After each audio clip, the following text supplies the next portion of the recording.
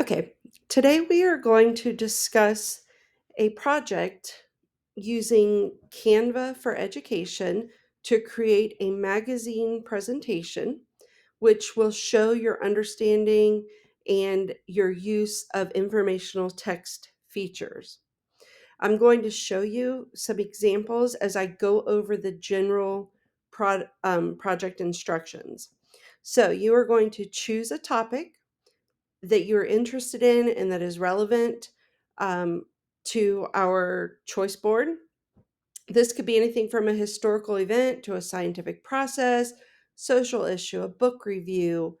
You just need to make sure it is a topic that you can find enough information about to write an article.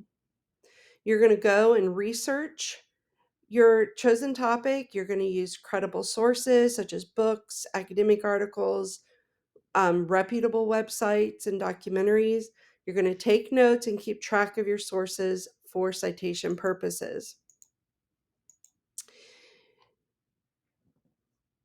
After you have done your research, you're going to plan your article. You're going to outline your article, decide what information will go where, make sure you have clear introduction, body, conclusion.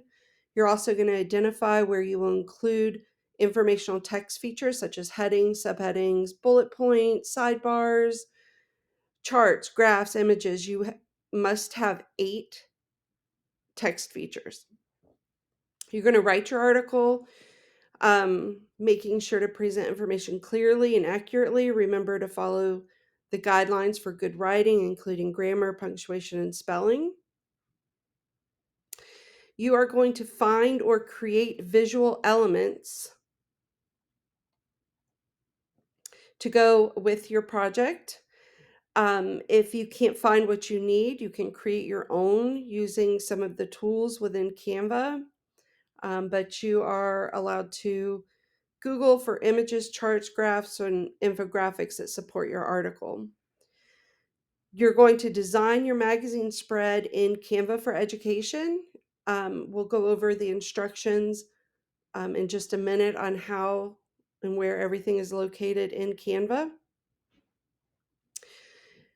You're going to choose a template. You're going to be able to adjust and customize your fonts and colors just so that your magazine design is visually appealing and it complements the content you're talking about.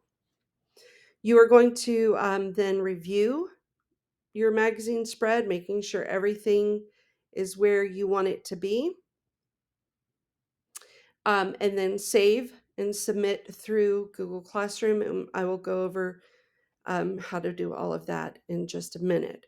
So here are just some student examples of what your final product might look like. Okay, to actually complete the project, you are going to go to Canva for Education, use the link in Google Classroom under the assignment, and get signed in. Once you are signed in, you're going to come over here to create a design and click this button.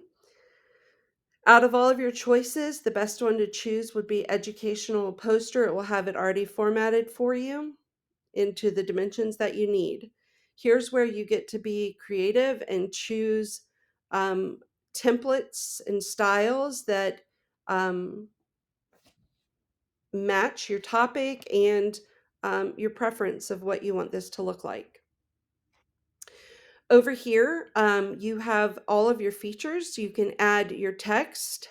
You click your text tab, and then you're going to choose, is it a heading that you're creating, a subheading, um, your paragraph for your article, and it will adjust everything and add a text box over here. Up in the Elements tab, you have a bunch of different graphics, stickers, photos, videos, and you can search for different elements. When you want to um, insert a table or a chart, you'll choose it up here if you want to insert different tables or create your infographics. You can choose charts. It won't have this word table here. Um, you have lots of different choices of design elements that you can add for your magazine. Once you have included all the required elements and you are happy with how everything is laid out and placed correctly, you are going to come up here to this file button and save your project. Once you save it, you can then download it and go back to Google Classroom, and on the assignment, you're going to choose attach a file and attach this project for grading. So speaking of grading, let's go over the rubric of what the expectations are. You will have a copy of this rubric in Google Classroom. I'm just going to go over the categories quickly. So the rubric for this project is going to assess 8 categories. Each category has specific point values in it, which add up to 100 points. And within each category, you can receive a range of points depending on how well you do in each category. So number 1, topic selection. This assesses how well you have selected and communicated an original topic for your magazine article. Number 2, this is going to evaluate your ability to conduct research and present accurate, relevant, in-depth information about your topic. Number 3, this is going to grade did you effectively incorporate at least 8 informational text features into your project? Number 4, this is going to grade how clear, organized, and grammatically correct your article is. Number 5 will be your visual elements. Here you'll be scored on your ability to choose and integrate creative visual elements that enhance the overall project. Number 6, this will grade your inclusion of charts, graphs, and infographics, and you need to make sure that these elements enhance the reader's understanding, that they're relevant to your article. Number 7, this is going to gauge how effectively you used all of the tools and supports within Canva for Education.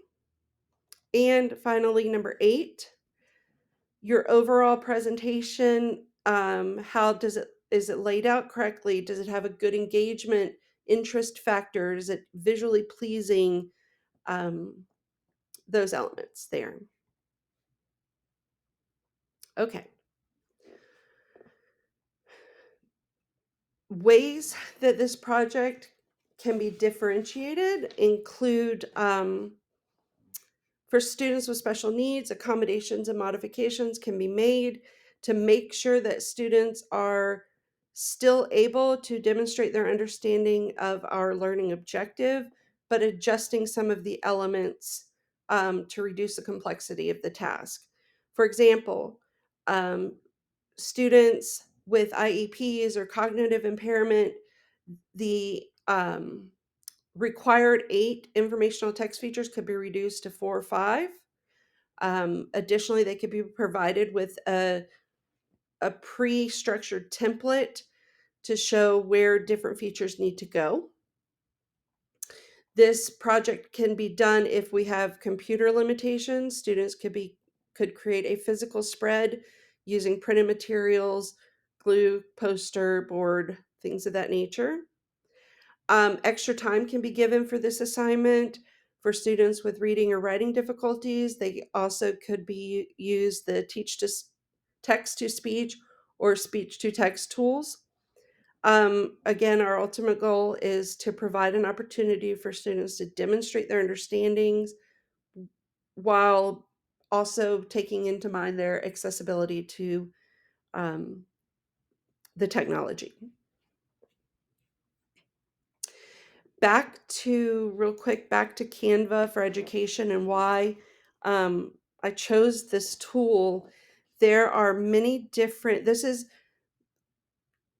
a more intuitive program for teachers than just the Canva application, which covers the general community world to be able to use it. Canva for Education is specifically tailored so that you can integrate with your whatever learning system you use. We use Google Classroom, but it integrates and helps make it seamless for the students to go between the two. It also gives you the option to manage the activities, the work that students are turning in within Canva. um, so it just has a lot of user-friendly features for teachers.